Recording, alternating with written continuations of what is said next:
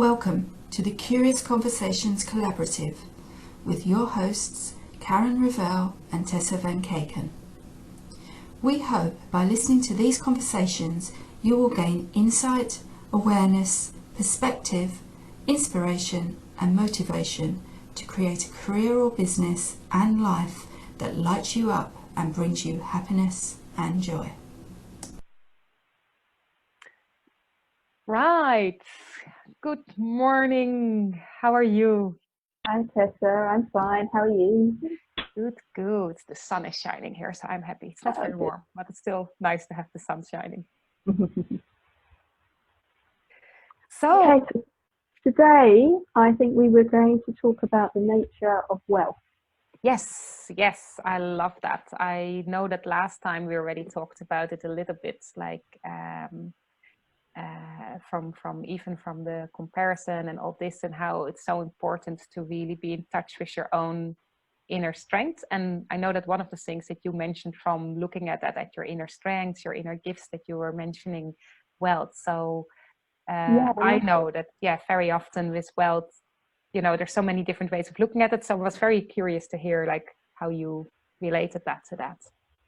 Yeah, well, it's interesting actually. I put out a post recently about just asking people what is their definition of wealth, and it's funny because some people, when they look at wealth, they look purely at the financial side. They think of money and financial abundance, if you like, your assets and how much money you've got in the bank.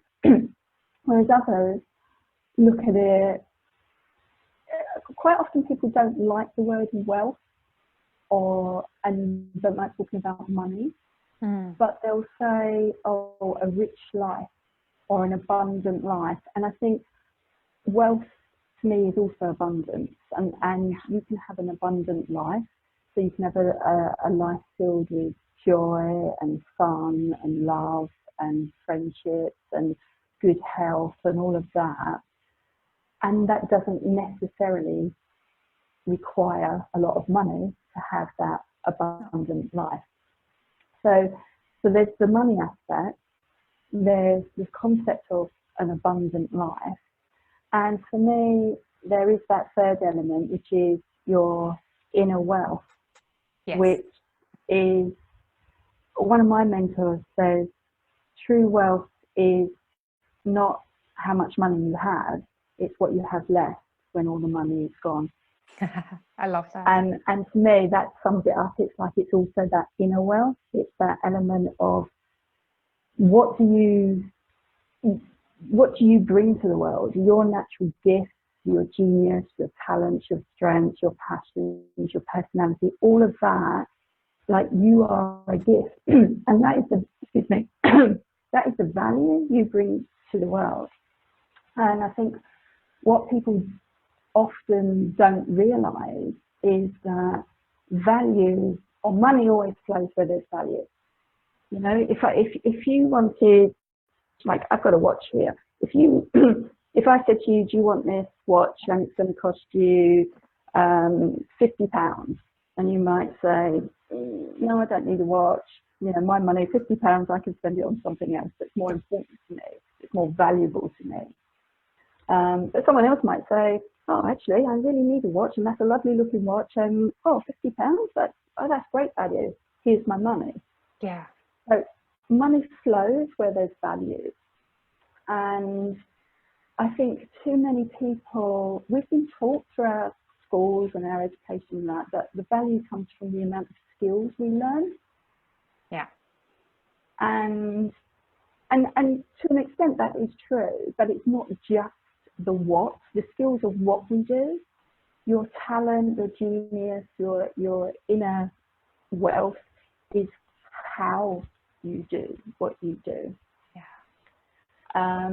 So this is what I work with. So there's, like I said, there's the three elements. There is the money, and you need to be able to manage money, but there's also a big relationship with money. We have so many beliefs about money from society.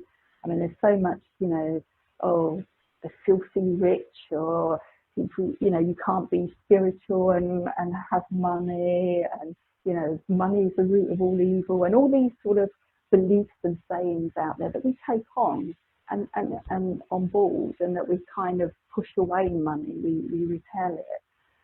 So there's a lot of mindset around money, but there's also the mindset about what is an abundant life.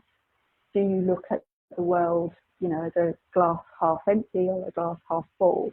How do you perceive the world around you? Do you believe it's a world of giving, or do you believe it's a world of taking? We talked about competition before. Is it a collaborative world, or is it a competitive world?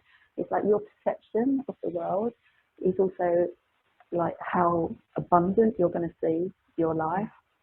And then I said there's a third element, which is your inner gifts and strengths. Yeah. And when you combine that on top of your skills, then it's like, you are a gift. You are a gift to the world. And I believe you're here to actually bring all of that to the world. And then you deserve the abundant life. You deserve the money. Yeah. Because that's what we're all here to do, is to share our gifts. And I'm getting goosebumps as I say that, because I can feel it. It's so, and I think, for me, I think it's so, you're describing it so clearly, and I'm like going, oh, yes. For everything you're saying, like, it makes so much sense. And if I think about it for my own stuff, that I noticed that for me in the work I do with people, I think my focus is mainly on this kind of, inner wealth, if you like. I was already thinking, like, a lot of the work I do with people is that when we feel a lack of confidence, a lack of self-worth, or not really believing in ourselves, we kind of go into this place where we see a lack. And this can be our own feeling of not feeling good enough, which can result in looking for approval from others and all the other things we have talked about, and we'll talk about more in depth in other sessions. But it's this feeling of lack, of not enough. So, which in itself creates, of course, a feeling of a lack of wealth, and this wealth can be your inner wealth, your inner confidence. And for me, what I really notice is when people start looking at the world, at themselves as enough, whether it's like being enough, having enough, that then there's this feeling of it's also nearly a feeling of expansion versus contraction. So, and in this expanded place, that is to me, like, as soon as you were talking, I could feel it even happening. I felt bigger. And to me, that is in a way the feeling wealthy, like the feeling, oh yeah, it's all good. I have enough. There is enough. I'm enough. And I think that's that deeper inner stuff.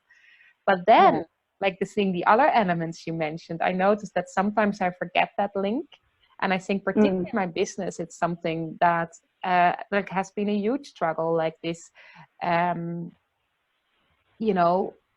want people to really feel good about themselves. I don't want people to hurt themselves or hurt others with this feeling of lack, with their self-criticism, which can also result in a lack of compassion to themselves and others.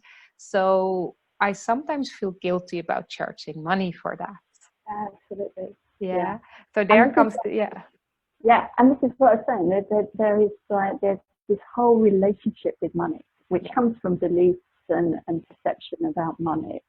Which and also our style. I mean, we all have a different relationship with money. So I work a lot with archetypes, and we have our talents and our genius, and there's certain archetypes around that, and there are our money style archetypes as well, and how we relate to money. On top of that, there is the layers of the beliefs and the mindset and perception around it. I can talk about archetypes first. I find it really powerful. This isn't about putting you into a box or putting a label on you. It's all about self-awareness. And I mean, you and I know, Tessa, that awareness is the first step, I've looked to that expansion. It's when you understand yourself, you know, and really know yourself, that's when you can start to feel more confident. You start to feel more grounded, more accepting of who you are and accepting of who others are and how they're different. Yeah. And, you know, we talk about comparisonitis. You don't need to compare yourself to others when you understand your natural strength versus someone else's. So just by having a greater awareness of who you are, what drives you, what you stand for, what you're passionate about, what you do really well, and also that relationship with money. And you know, some people you'll see in businesses. I'm sure you've seen this. You can see some people, you know, they have to load on the internet. Oh, you've got to earn 6 figures or 7 figures or whatever. Yeah.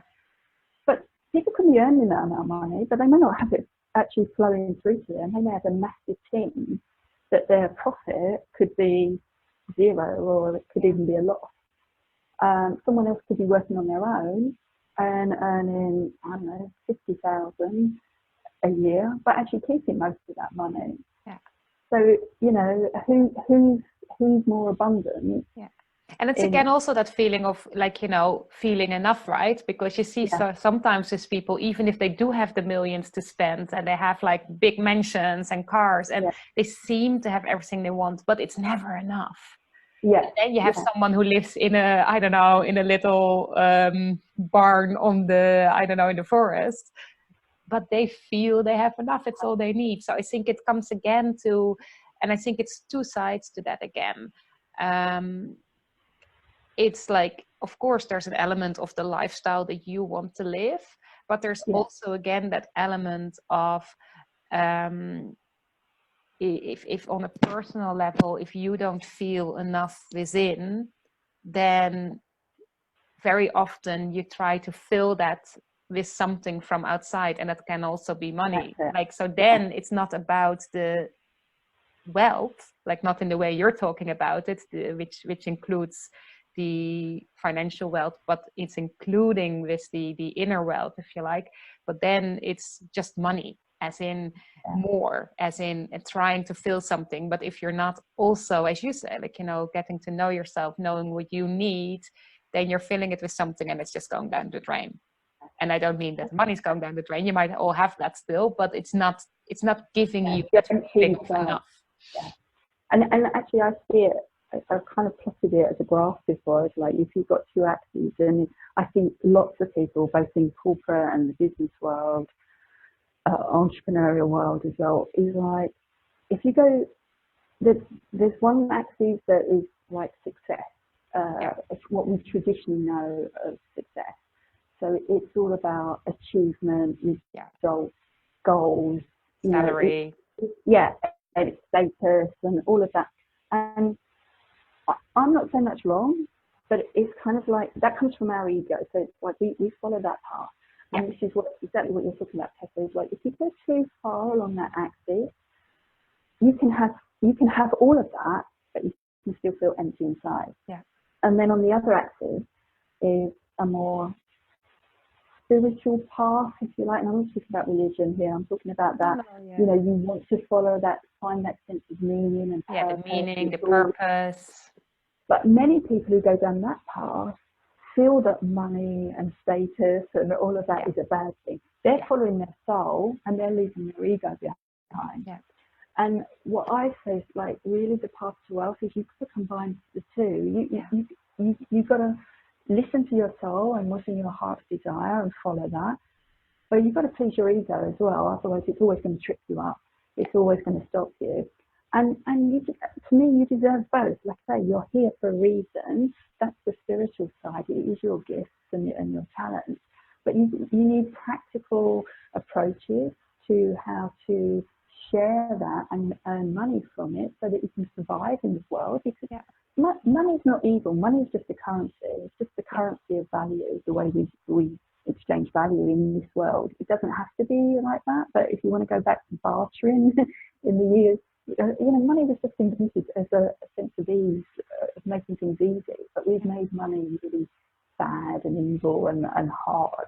And so yeah, when you combine the two, when you're actually, you know, pleasing your ego to the point that it feels good, that, you know, some of that can be the confidence and the self-worth, but you're following your inner desires, your in that sense of meaning and purpose. So if people go too far along one axis, they're going to end up with all these outer material wealth, but they're empty inside. They have no wealth inside. Or you can go the other way and have the wealth inside, but at some point you struggle because you can't support yourself financially.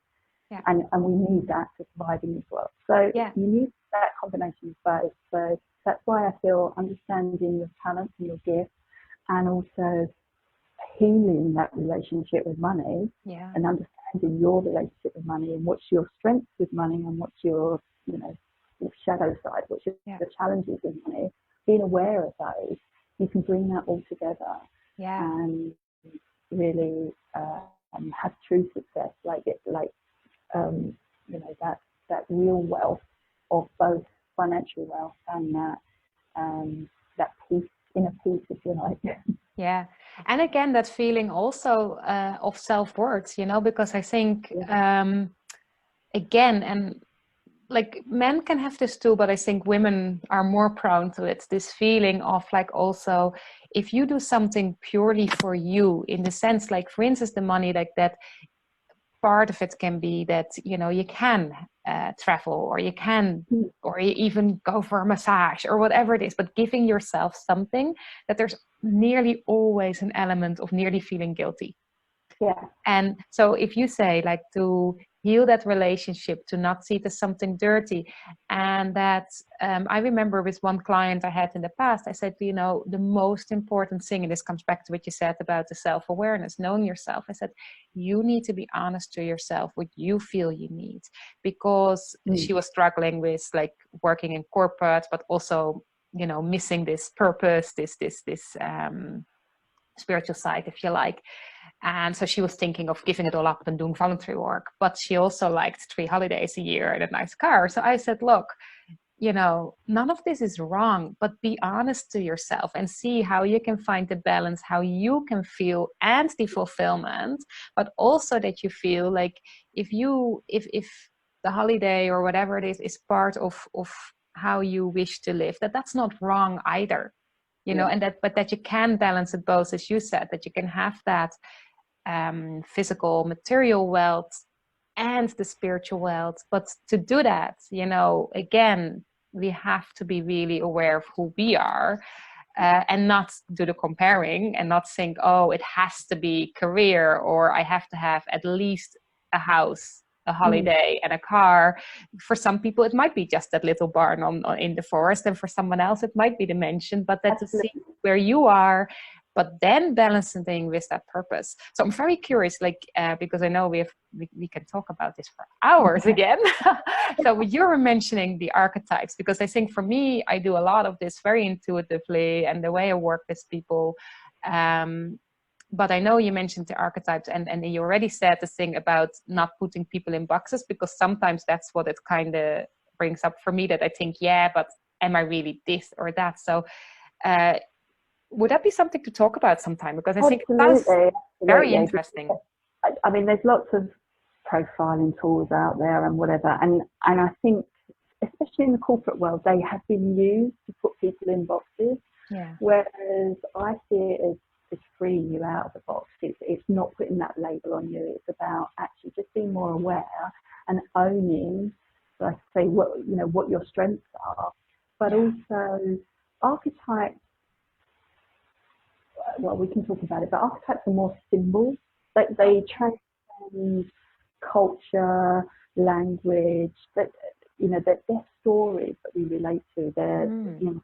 So, yeah, absolutely, I can go into that. And maybe will we do a session on that? Will we do a talk on that? Yeah, I would love to hear more about it. And I hope other people who are watching too, but otherwise just even for ourselves, because I'm really, really curious about that. Maybe what I can do is I'll get you to take the profile test that I use, and we can actually talk about you and how you come out, and you can actually see both from, like I say, your strengths, but also your relationship with money.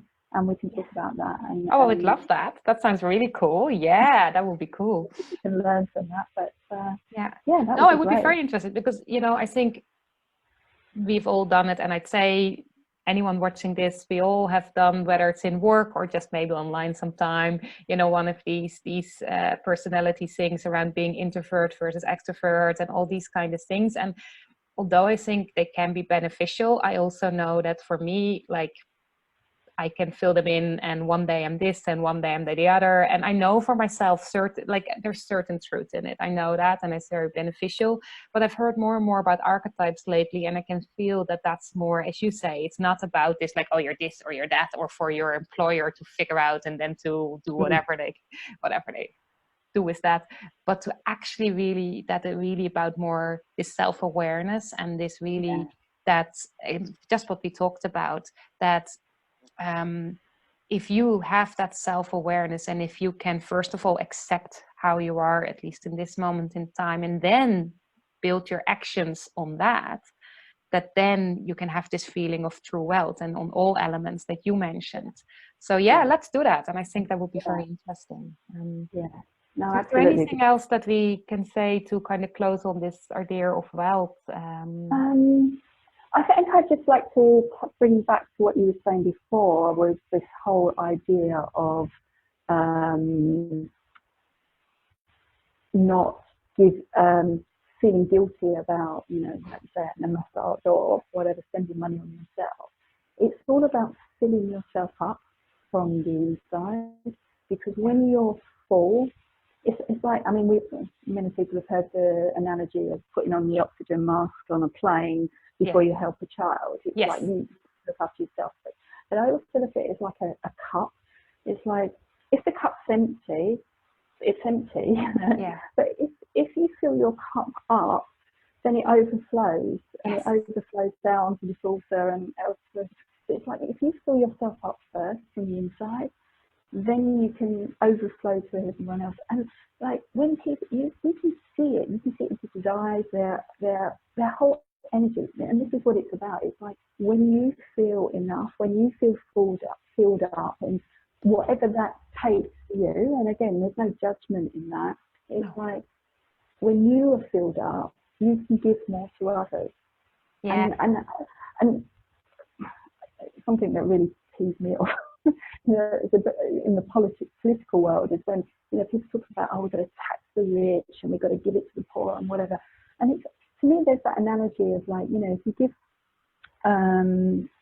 give someone a man a fish, he can eat this meal. If you teach him how to fish, he can eat forever. And it's like, it's the same thing. It's like, yes, there is, you know, I'm not taking away from the inequalities in our world at all. But if we teach people how to create wealth from themselves, then they have that knowledge and that power for the rest of their lives. And what we want to be doing is encouraging people who are wealthy and have a lot of money to be more philanthropic. And it comes back to having that sense of purpose and meaning, is when our cup's filled up, we can give that out more to others. And to me, that's how we, you know, create a more fair world. It's not about taking and giving. It's about, we can all give, we can all fill up, and we can all give. I love that. I think that's a great analogy, because I think also, again, that this wealth, that it's not something, my wealth versus your wealth, that there has to be an element of looking after yourself to be able to give. And I love that, because I think that's a really good way of looking at that, you know, whether it's the financial element or the spiritual element, again, as like, because I think people with wealth, like, it's not even the financial element that people can feel guilty about, but also this, like, giving to yourself or allowing yourself to relax, to take time out, or all these things. So it's on all elements. So it comes back to, as you said, it comes back to this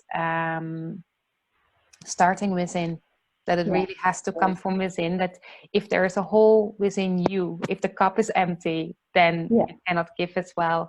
And I think the analogy with the fish as well, I think, yes, if someone is starving, of course you're going to give him a fish to eat.